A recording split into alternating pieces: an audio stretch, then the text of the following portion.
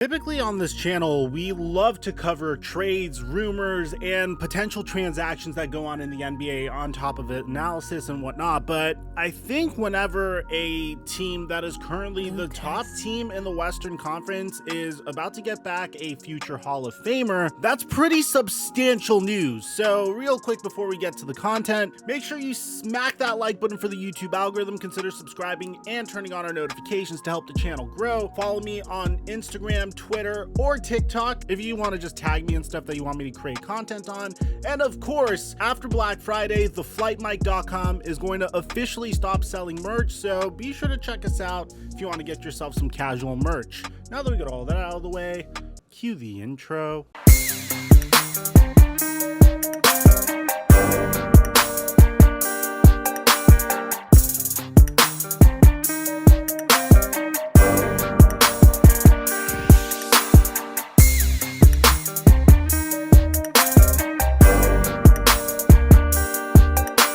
Mic check 1 2 1 2. What's going on, everybody? A couple of days ago, I made a video on pretty much how freaking amazing the Golden State Warriors are. And on one hand, I do think that this is an awesome team to watch that has gotten back to what's made them so great.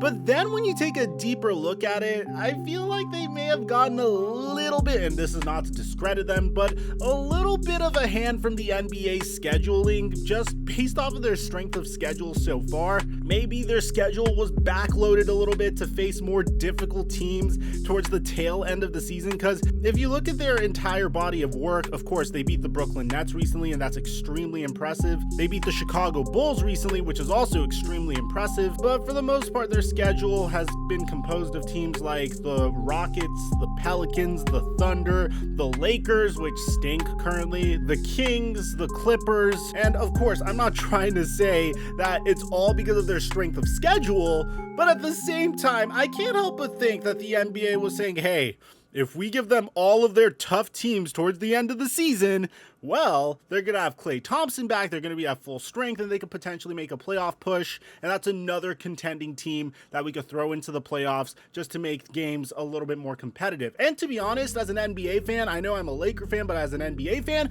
I am all for that. I really have been waiting for Klay Thompson to return to the Golden State Warriors since the moment the Lakers acquired Anthony Davis. I really wish it happened during a year where they were a little bit more competitive and they weren't imploding internally, but still, it's something that I'm very excited about. So we got a pretty awesome update from Klay Thompson coming to us from The Athletic, Shams Charania, and Anthony Slater. So the original tweet is very simple, saying that after a strong week of scrimmages, Klay Thompson has been cleared to be a full participant in all Warriors practices, trending towards return within the week of Christmas, sources tell me and Anthony Slater. So we're gonna take a look at this article, man, because it tells us a lot of very important stuff so we don't get ahead of ourselves. Klay Thompson came through well after a week of 5-on-5 scrimmaging and has been cleared to be a full-time participant in all future Warriors practices, sources tell The Athletic. Thompson is trending towards a potential return the week before Christmas Day, those sources said. Now, for those of you guys thinking, okay, this man has already been involved in these scrimmages, he's been playing 5-on-5, why can't he play NBA 5-on-5? Well, the answer is fairly simple. In-season practices aren't the most intense. Veterans typically use off days to rest, get treatment, and watch film. So Thompson won't spend the next week running through constant game speed reps with Steph Curry and Draymond Green. The full team workouts are pretty light. So it seems like it's just another progression in his development in terms of being able to return from injury, but it's still something you could be excited about because the article continues to say that this is still a vital advancement in his ramp up. The Warriors don't have a game on either Monday or Tuesday. During off days, they typically set up a scrimmage with players at the back end of their team rotation who need court work, and Thompson is expected to join those scrimmages, matching him against other current NBA athletes in a full-blown, unconstrained contact setting for the first time since he suffered the first of two major injuries in June 2019 when he sustained a torn ACL. And of course, Klay Thompson suffered a torn Achilles tendon 1 year ago in November. And I hope I'm wrong about this. I've seen athletes lose their career pretty much just because of a torn ACL, and I've seen athletes completely lose their career because of a torn Achilles. And I've definitely seen a 100% your career is over rate in terms of what you used to be and what you are now when an athlete tears both his Achilles tendon and his ACL, and I'm mainly thinking of DeMarcus Cousins. Now, the argument I have against this is Klay Thompson has never really been known for his athleticism. You don't watch Klay Thompson because he's going to posterize his defender in the paint. You watch Klay Thompson because he's the slippery athlete that's going to get wide open for three while you're more focused on Steph Curry and the Golden State Warriors backdoor cuts. He's going to hit the open J almost every single time he gets his hands on the ball at a crazy rate. So I'm thinking that's the reason why he's going to return, and yeah, he might not be as good as he was before. He might not attempt that dunk he did against the Toronto Raptors in the NBA Finals when he did tear his ACL, but he's still going to do what he's good at doing. He might be a pseudo defensive liability, but the Golden State Warriors defensive scheme has always masked that aspect of Steph Curry's game and has also even made him a pretty good, at least in terms of statistics. Steph Curry isn't locking anyone down, but he does grab a decent amount of steals as a result of the Golden State Warriors defensive scheme. Now, free agent and recent pro Dante Exum was among the players in this past week's Klay Thompson scrimmages, and sources say Thompson had strong showings in the 5-on-5 play. It was his first time running 5-on-5s, albeit with players who aren't currently playing on a pro team. Michael Thompson, Klay Thompson's older brother, and that's Michael with an E, not Michael with an A, which is his dad that played for the Lakers, has also been a featured presence as part of the return to play plan. Now, it has been 892 days since Klay Thompson has appeared in a game. His right Achilles tear came during the final stage of his left Achilles rehab, came during the final stage of his left ACL rehab. So the Golden State Warriors, given the extended layoff in recent experience, have been extremely careful easing him back.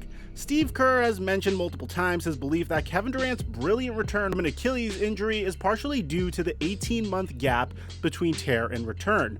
Brooklyn did a smart job last year pacing him, Kerr said of Durant. So they give us a little bit more detail on the extent of Klay's injuries, and I think this is really important because it says here that Klay Thompson's fully healed from both injuries. It's now only about conditioning and rhythm, building his body back to game shape. The next month is essentially viewed as his training camp. The increasingly intense scrimmages will be his preseason.